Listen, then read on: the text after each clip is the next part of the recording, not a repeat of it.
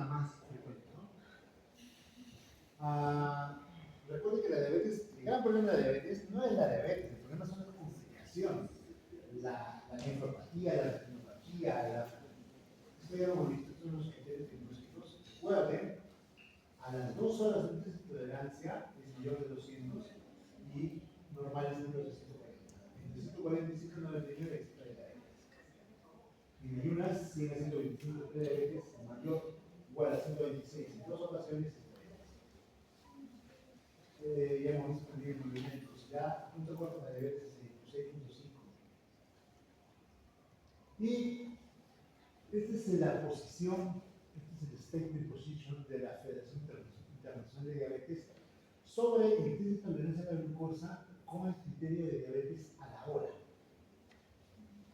Hay muchos estudios de seguimiento de pacientes que tienen glucosa a la hora por encima de 155 y con glucosa a 209 a la hora. Lo que han visto es que los que tienen mayor de 155 a 208 se comportan como prediabetes según test de tolerancia a las 2 horas. Los que tienen más de 209 se comportan como diabéticos según test de tolerancia a las 2 horas.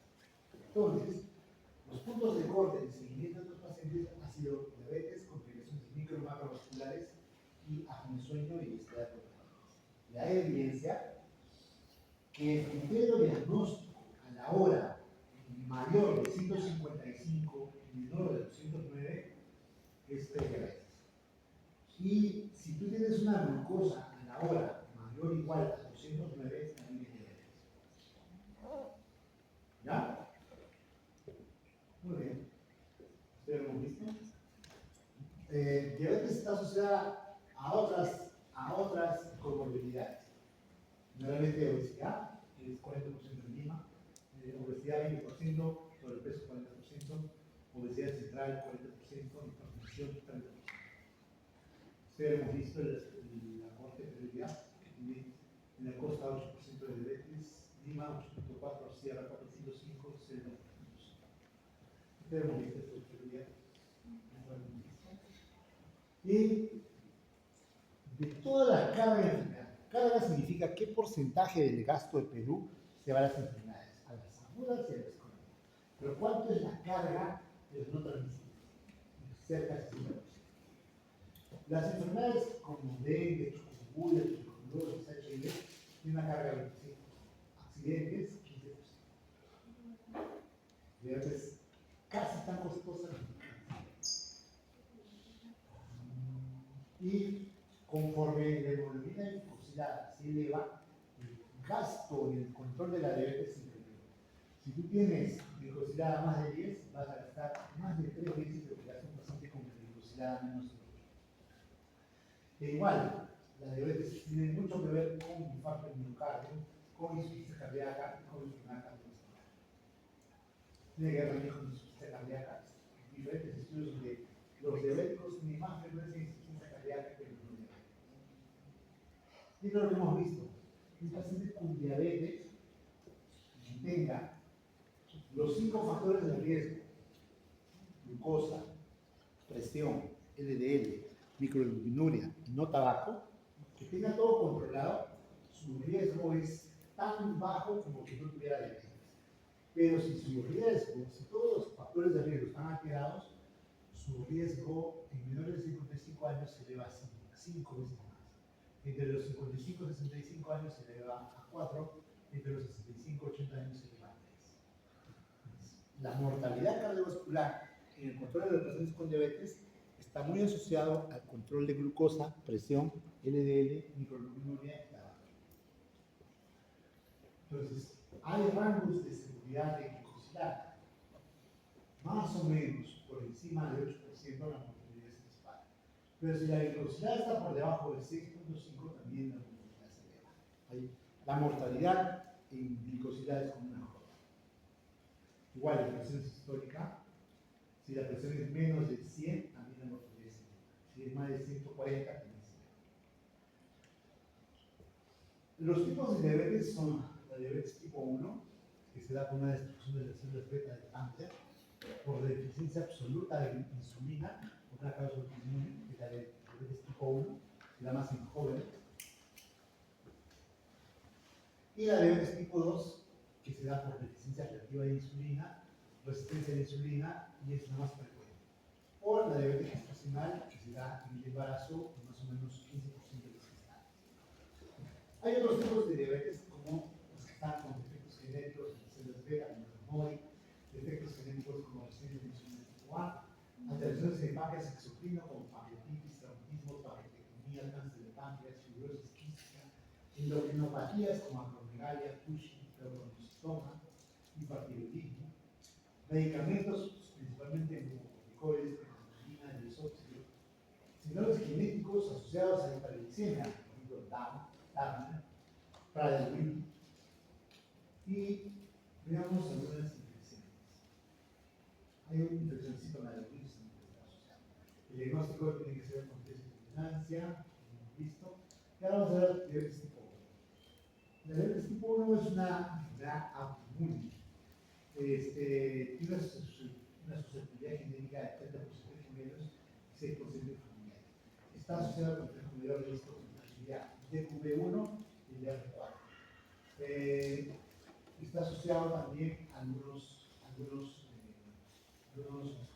proteínas, por ejemplo, la descarboxilasa del ácido glutámico y la insulina. Esos son los blancos no HDL de la autoinmunidad. También está asociado a síndromes poliglandulares, infecciones por virus como Coxsackie y Epstein-Barr, y lamentablemente también no hay causas de la diabetes tipo 1, porque se ha visto que es un fenómeno inmune donde hay una agresión de la célula presentadora de antígena a la célula CD4, se activan los antígenos, se activa la autoinmunidad. Algunos blancos autoinmunes son la TIGAT, el glutámico descarboxilasa, la insulina, la penicilina, los glucolípidos, los carboxipeptidasas H, las proteínas del islote pancreático, las periferinas, proteínas del shock térmico, receptor de insulina, antígenos de células citoquinas, proteínas del citoesqueleto como la espirulina, la actina. Y lo que se ocurre en la masa celular pancreática es que hay primero una lesión, un gatillo, y luego la cantidad de células beta empieza a decaer.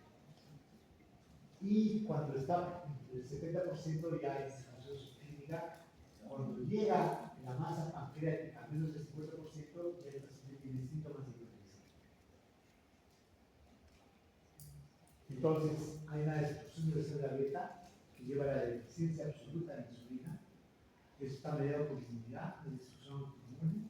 Hay anticuerpos en el 90% de los pacientes con antiislotes, los ICA, los anticuerpos antiislotes. Hay anticuerpos antiinsulina, antiácido glutámico descarboxilasa, los antiácidos 75, y también antityrosina fosfatasa. ¿Qué es tu jueguito más tarde? En la fisiopatología de la diabetes tipo 1 hay un estadio 1, hay un evento precipitante. En el estadio 2 hay una destrucción autoinmune de células beta. En el estadio 3 hay tolerancia a la glucosa. En el estadio 4 hay hiperglicemia con diabetes física con valores todavía normales del PCOC. En el estadio 5 ya hay una producción abolida de insulina con PCOC abolido. Hay una destrucción de los islotes por una infiltración de linfocitos T. Hay imposibilidad de secretar insulina por el páncreas por hiperglicemia. En el diabetes tipo 1 hay predisposición genética múltiple, está asociada también a factores ambientales. Son pacientes delicados, jóvenes, están asociados a enfermedades autoinmunes como la enfermedad de Graves, tiroiditis de Hashimoto, enfermedad de Addison, Típico. Generalmente esos pacientes pueden debutar con cetoacidosis diabética y se ha visto edades picos preescolares, jóvenes y picos en otoño y en invierno. Por eso se habla de una lesión infecciosa, probablemente. Entonces, preescolares y jóvenes son los que tienen picos en edades de este tipo. Hay también una diabetes hepática patología tienden a la circunstancia diabética, no hay autoinmunidad, no está asociado a ansiedad. La diabetes tipo 1 también se llama la diabetes juvenil, se diagnostica en niños, adolescentes, jóvenes. Acá la célula beta ya no produce insulina. El tratamiento para la diabetes acá se requiere dieta, ejercicio y totalmente insulinoterapia. Esquema basal bolo. Si tengo que darle insulina, desayuno, almuerzo y cena, y tengo que darle insulina para todo el día. Una insulina basal y una insulina bolo.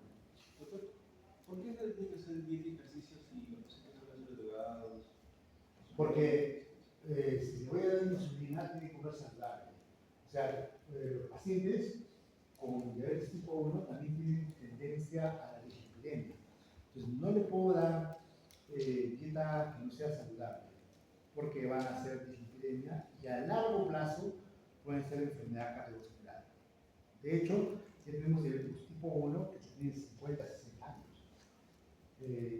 Pero si no se controlan, van a tener retinopatía. Tenemos jóvenes de 40 años ciegos. Diabéticos tipo 1 con 45 años sin hemodiálisis. Entonces, si tú no los controlas bien, o sea, no llegas a tener glucosidad entre 7 y 7.5, se van a complicar a mediano plazo. Y la forma de controlarlos es con dieta, ejercicio e insulina. La diabetes tipo 2 es la más frecuente. Más del 95% de los casos también se llama diabetes tipo 2, la diabetes no insulino dependiente. Está asociado a resistencia a insulina. Son pacientes con obesidad.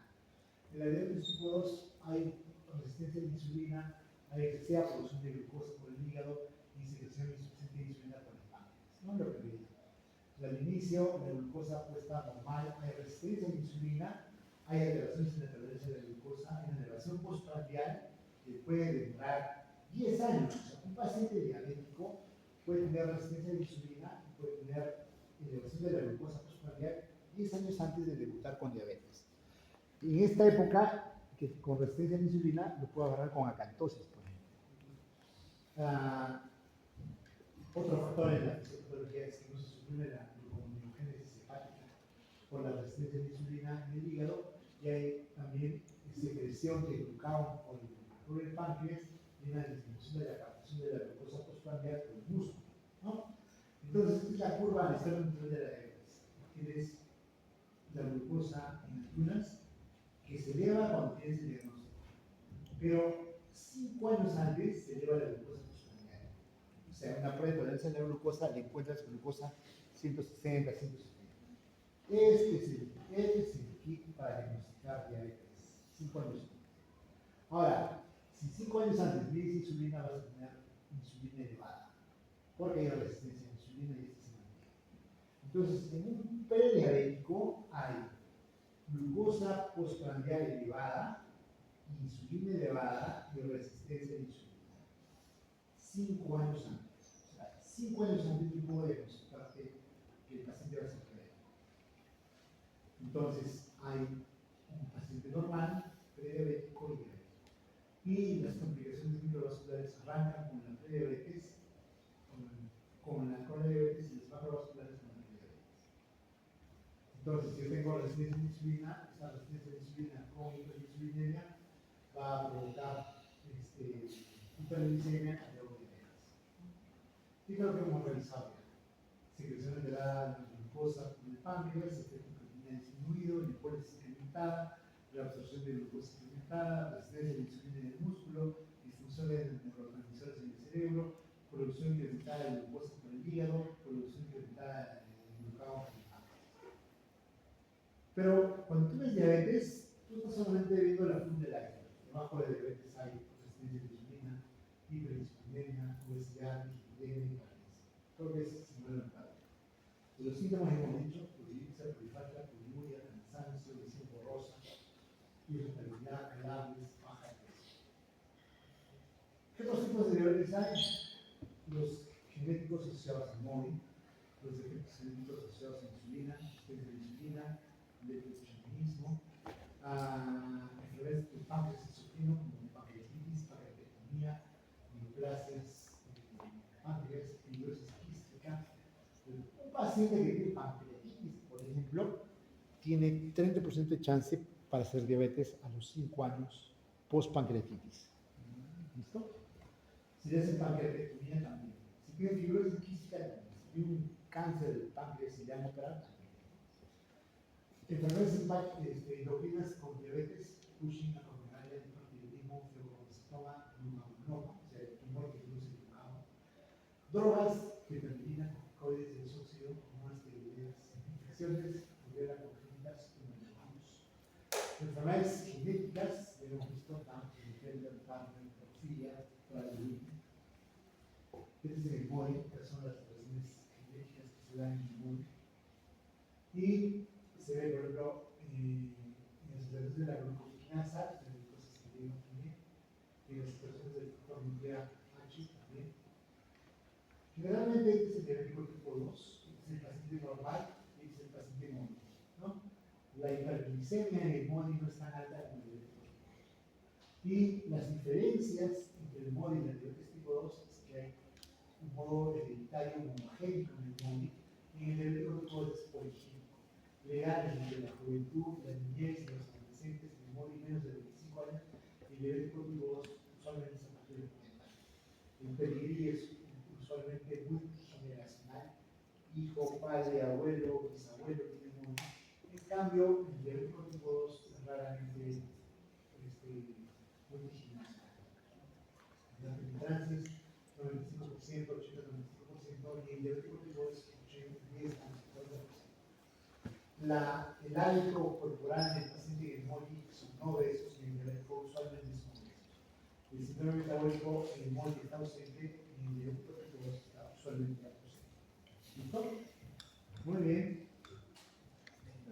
¿Qué enfermedades está asociada a la hiperglicemia? Muchos pacientes diabéticos, que son 2-3 años con diabetes, pasa el tiempo y al final desarrollan luna llena, obesidad central, piel delgada, como un Cushing. Y en realidad es un Cushing que ha dado primero diabetes y luego todas las sintomatologías de Cushing.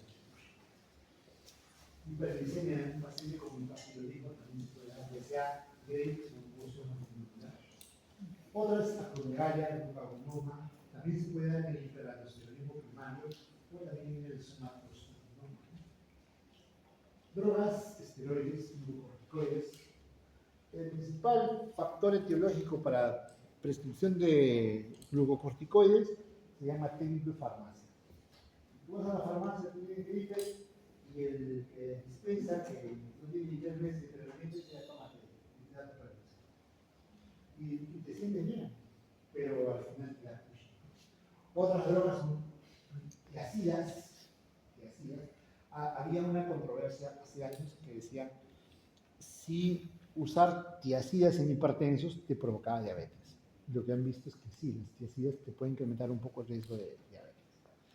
Beta-bloqueadores también, ácido químico, fosforina, bloqueadores de canales de calcio, clorina, licor, pentamina y los niveles de la proteasa del HDL. También provocan lipidemia y te pueden provocar incremento de la glucosa. Infecciones virales como rubiola congénita, citomegavirus, síndromes genéticos, Down, Klinefelter, Turner. Y lo último es diabetes gestacional. La diabetes gestacional, a nivel global, entre las mujeres de 20 y 49 años, tiene una prevalencia global de 16%. Eso significa que afecta a 21 millones de embarazos. Y la proporción de casos debido a la diabetes gestacional es 80%. La proporción de casos para glucosa detectada por primera vez es 9%. Y de casos de diabetes detectados antes del embarazo es 10%.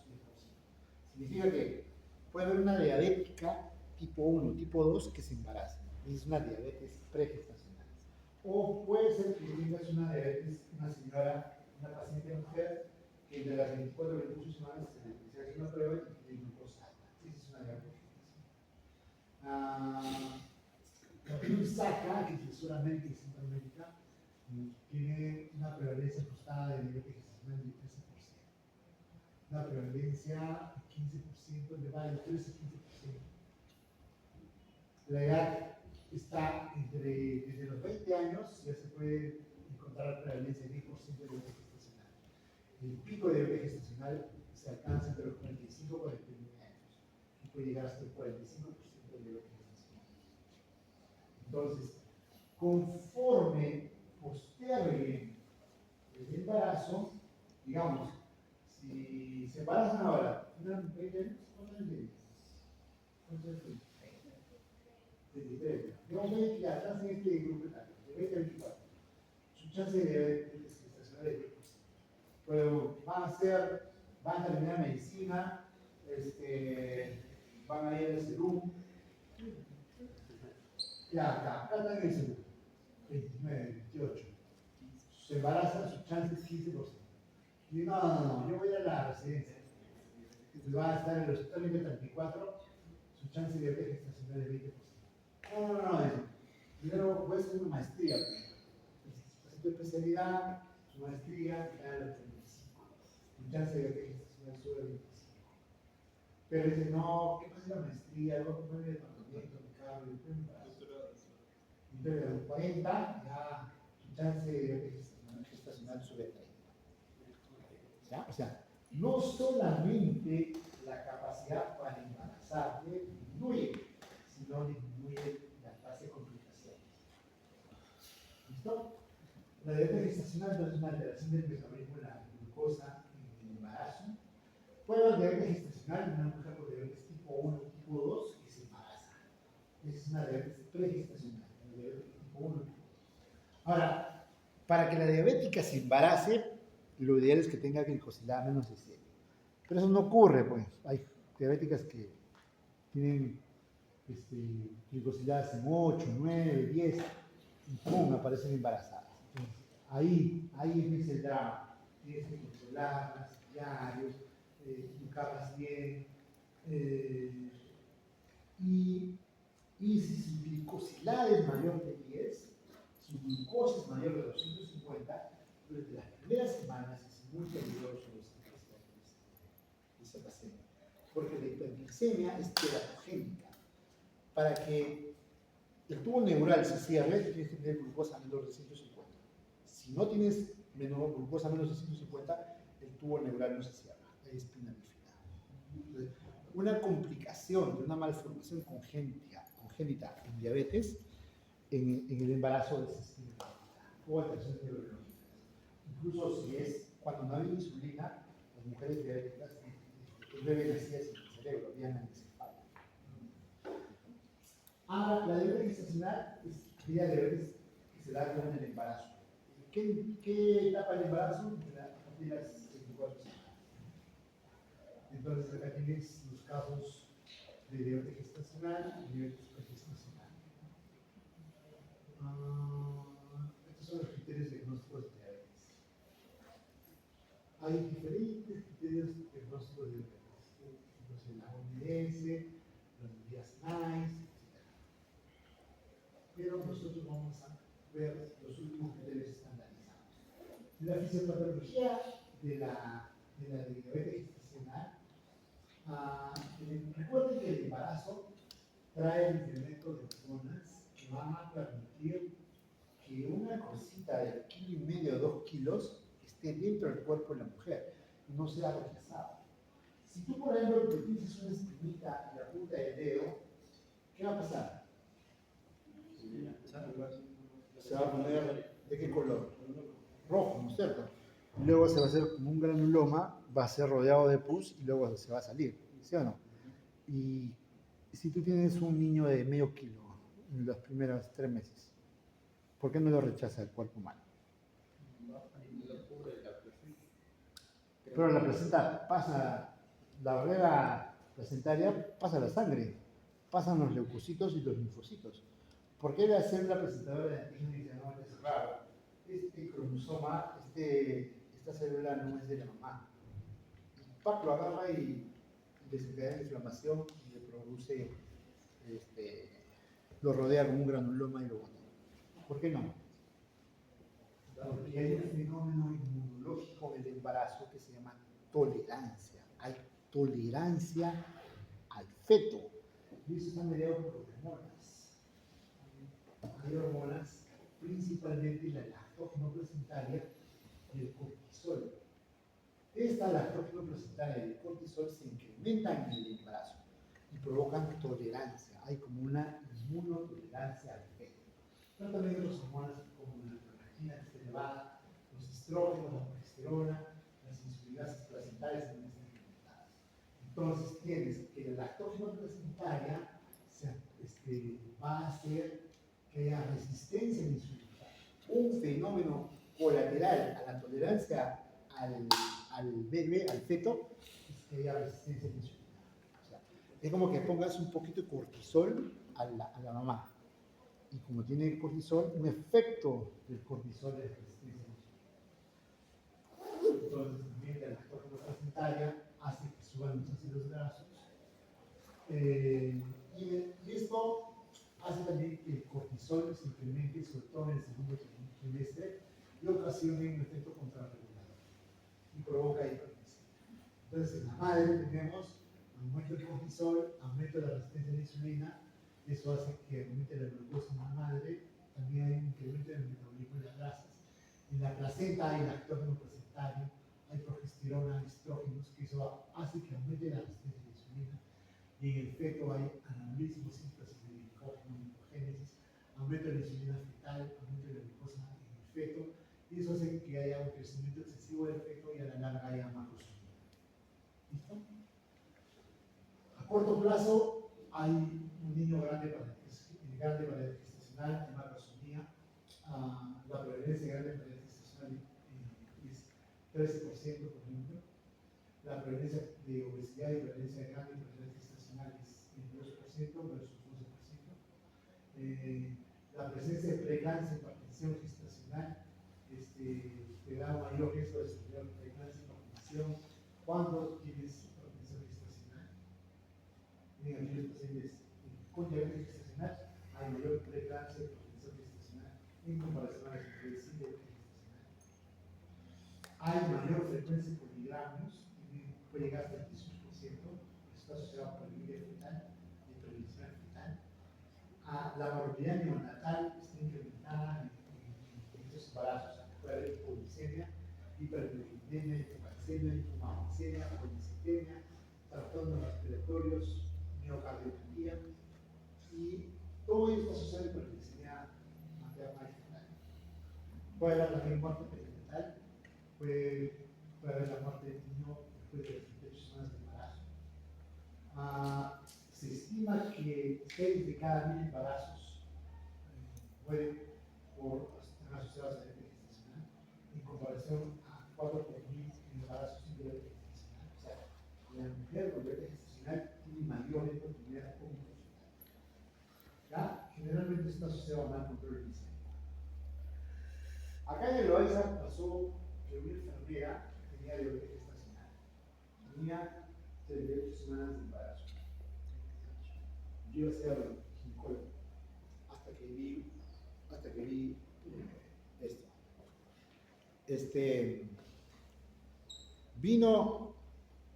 Vino a la emergencia un viernes de noche.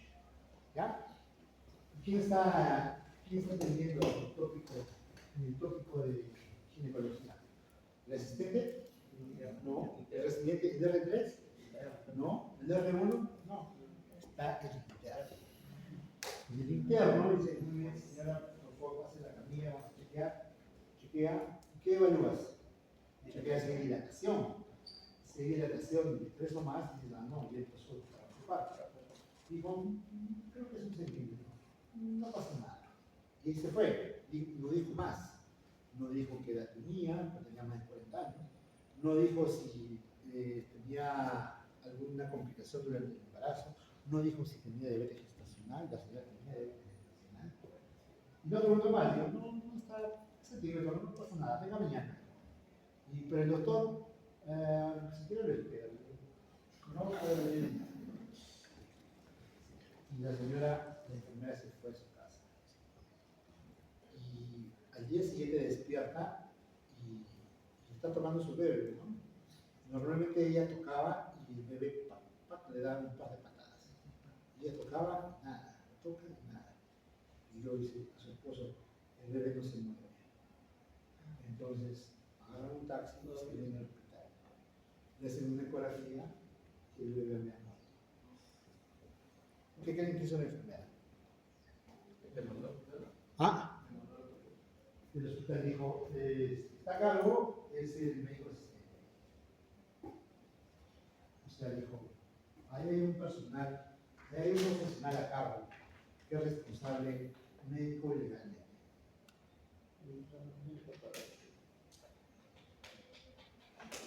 El asistente le había dejado su sello al residente y el residente le dejó su sello. Ya.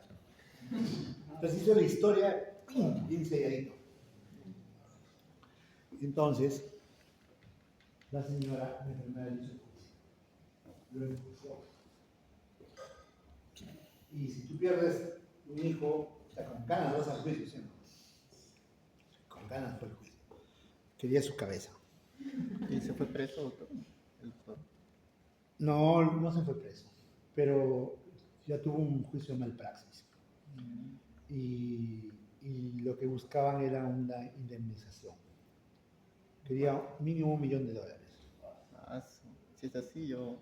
¿Qué vas? ¿Te vas a España? Entonces dije, y ellos me dicen la pregunta a mis profesores. Profesor, ¿quiénes son las especialidades con más juicios? Ah, los que tienen más juicios en medicina son dos especialidades. Uno son los cirujanos plásticos. ¿Por qué? Porque tú vas a hacer querer arreglarte tu naricita, ¿ya? Pero cuando te operen, de repente no te gusta. O sea, te la han arreglado, pero no te gusta. Y como no te gusta, pagas el juicio. Entonces van a ganar mucho, pero tienen que estar seguros que van a tener que visitar el Poder Judicial mínimo un par de veces. El doctor ¿cómo? Y el segundo puesto son los ginecólogos. ¿Ok? Los ginecólogos. ¿Por qué? Porque en cualquier momento el embarazo se complica. Igual que este se puede morir. Y la diabetes gestacional está muy asociada a obesidad. Así que, si son ginecólogos, chequen si tienen diabetes gestacional.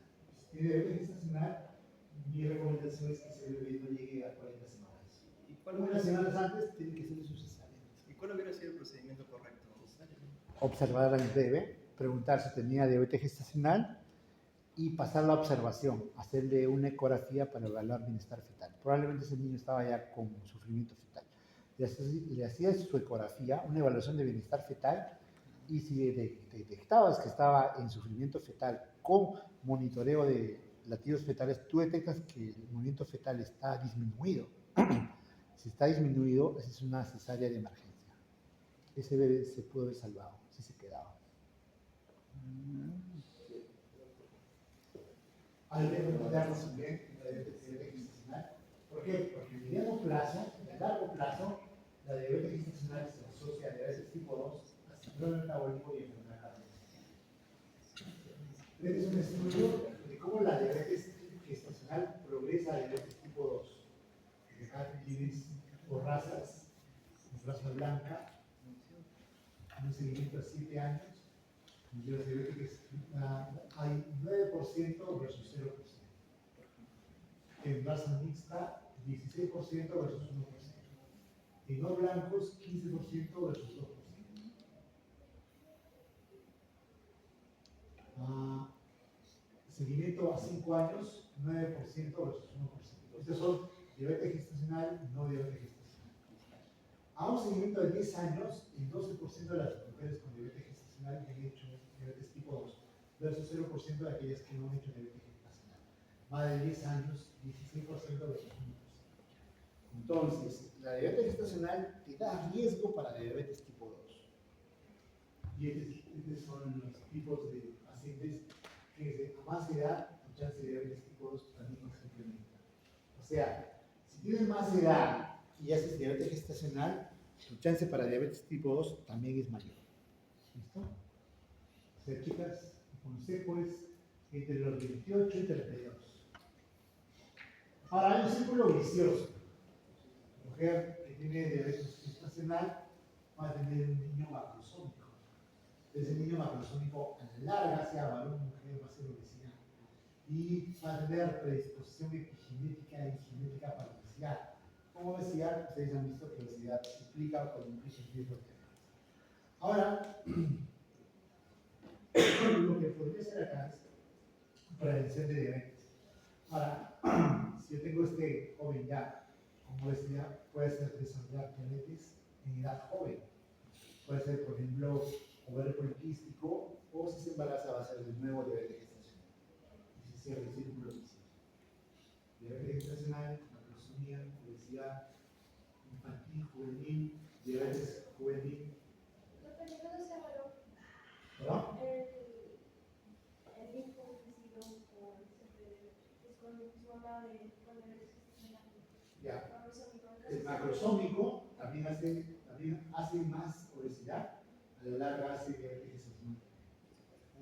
O sea, si digamos, hay una señora, María, y se embaraza y tiene un niño macrosómico, o hace diabetes gestacional María tiene chance de hacer diabetes tipo 2 en un 12% a 10 años. Pero el niño también tiene chance de hacer obesidad, de hacer diabetes cuando sea adulto. Los dos están afectados. Entonces, ¿a partir de cuántos kilogramos se considera un 4 kilos. 4 kilos o más en un niño macrosómico. La otra vez tuve una paciente, ayer vi una paciente que tenía 28 años. ¿Ya? Su hijito tenía 8 meses. Ya pesaba 10 kilos. Estaba grandote. Le dije, oye, ¿con cuántos kilos nació tu hijito? Su hijo se llamaba Gael. ¿Con cuántos kilos nació Gaelito? 4 kilos 200. Sonriente, orgullosa. Ha sido sano, sanito, puro machote. Grande, saludable. Belleza. ¿No te dijeron que tuviste probablemente diabetes gestacional? ¿No? ¿Dónde te atendieron, Ali? Allá en el Cono Norte. ¿Dónde la van a atender? Pero ese médico, pues la doctora que le dio, no le ha educado, no le ha alertado que esa paciente va a tener diabetes gestacional y que ese niño que vaya a tener una diabetes en el futuro, no sabe, cree que es saludable. Entonces, ¿qué tenemos acá? Tenemos un paciente que tiene hipertensión, obesidad, prediabetes, tiene historia familiar de diabetes y se embaraza. Entonces, puedes tener desorden hipertensivo en el embarazo, puedes tener hipertensión en el embarazo. Esta hipertensión en el embarazo provoca eventos adversos en el desenlace del embarazo en el niño y a la larga en la mujer que puede provocar diabetes, obesidad y enfermedad cardiovascular.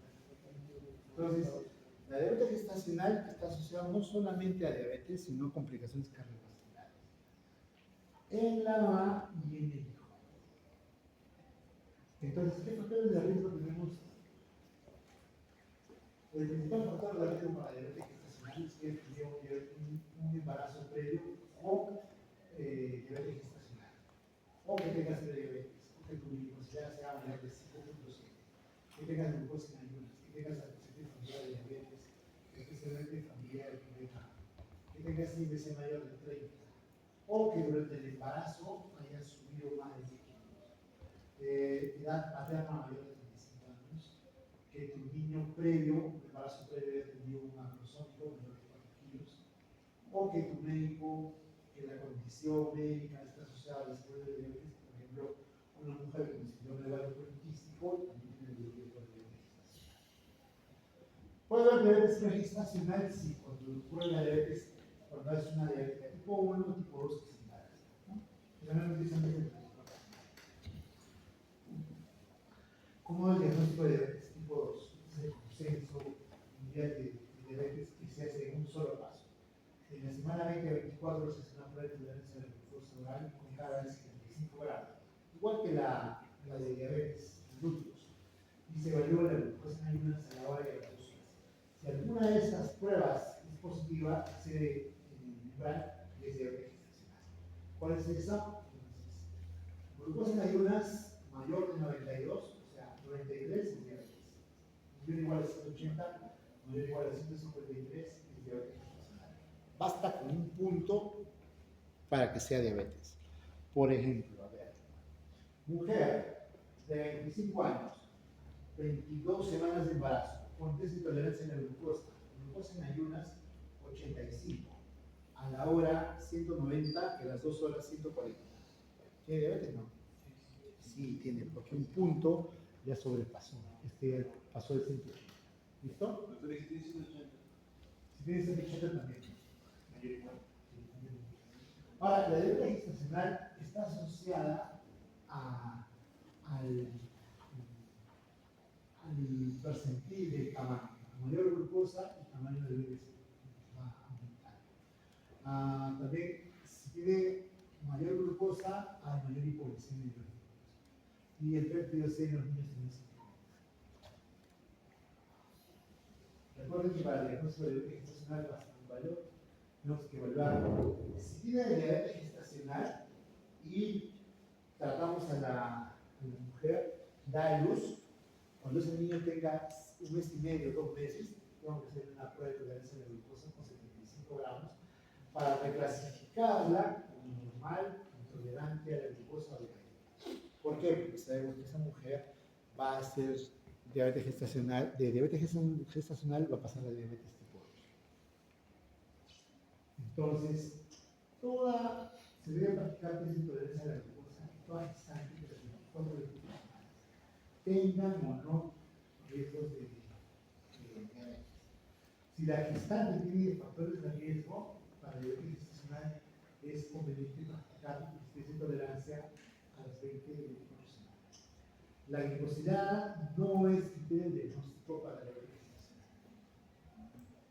Entonces, ¿qué les debo hacer? Sí o sí, tamizaje en las mujeres que han tenido antecedentes de diabetes gestacional, mujeres que tienen más o igual a 30 años, mujeres que tienen familia con diabetes en primer grado, familia paciente con IGC mayor o igual a 27, antecedente de patología fetal, antecedente de muerte perimental inexplicada, mujeres con ovario poliquístico, mujeres con hipertensión en el embarazo, aquellas mujeres que tienen un niño grande para edad gestacional, o sea que esté por encima del 70% positivo, las que tienen glucosuria positiva, las que tienen antecedente de malformación congénita, abortos habituales, poligramos, malformación congénita, infecciones a la repetición, obesidad.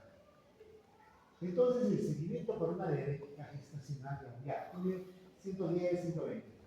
Y tengo que hacer controles ambulatorios seguidos. Se tiene que medir la glucosa todos los días. Y si la glucosa está por encima de 93, se tiene que dar tratamiento farmacológico. Y la droga de elección es insulina. Y los médicos que yo consultorio cada 15 días hasta las 32 semanas y después cada semana. ¿Ah? El control, ese es el control de su diabetes. El control obstétrico es cada 3 semanas hasta la semana 28, cada 2 semanas hasta la semana 32 y semanal hasta el inicio hospital.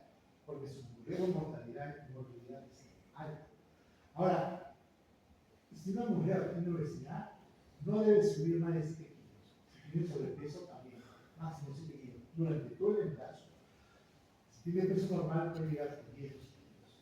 Hay mujeres que se embarazan y suben 20 kilos, 25 kilos. Lo que hemos encontrado en Perú es que después de cada embarazo, las mujeres suben 5 kilos. Entonces, a partir del segundo o tercer embarazo. En el primer embarazo vuelven a su peso inicial. El segundo o tercer embarazo sí las deja con 5 kilos más en promedio. Hay mujeres que suben 10, 15, 20 kilos. Son los antojos. Ahora, ¿qué factores de mal pronóstico hay en diabetes gestacional? Edad, más de 35 años, mortalidad perinatal previa, presencia de hipertensión inducida por el embarazo, pielonefritis, tratamiento menor de 6 semanas, signos de insuficiencia placentaria, macrosomía detectada, uso de insulina. La conducta obstétrica debe ser ingresar a las 24 semanas, monitoreo fetal intensivo, parto vaginal o cesárea máximo la primera opción. Si es una paciente con mal pronóstico, no debe llegar a las 38 semanas. El bebé, no que volver a necesitar fetal, la pieza de fetales, monitoreo, Esto es lo que debió hablarse en la tres cachetadas. Entonces, en resumen, la diabetes puede ser tipo 1, tipo 2, secundaria, y puede ser diabetes gestacional. Es una enfermedad frecuente que la van a ver siempre. Que debe saberla diagnosticar y tratar. Gracias.